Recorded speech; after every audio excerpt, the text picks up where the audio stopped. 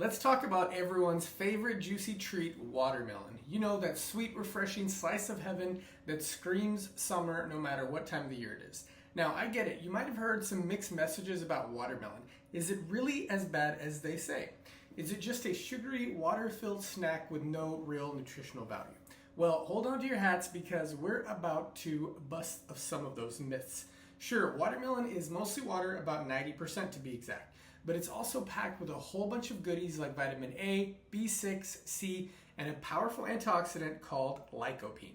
You know, the stuff that's also found in tomatoes. Well, it turns out watermelon is loaded with it, even more than your average tomato.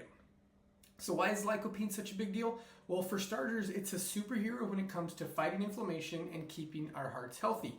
It's like a little army marching through our bodies, protecting our cardiovascular system, bones, and even helping prevent cancer. Pretty impressive, huh?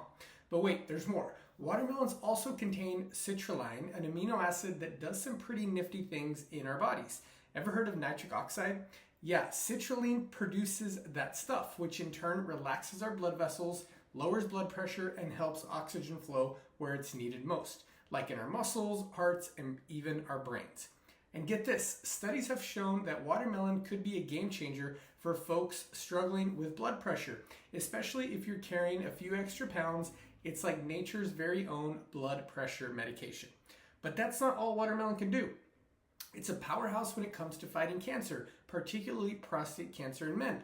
And if you're worried about staying hydrated, look no further. Watermelon's got you covered. With its high water content and electrolytes, it's the perfect post-workout refresher.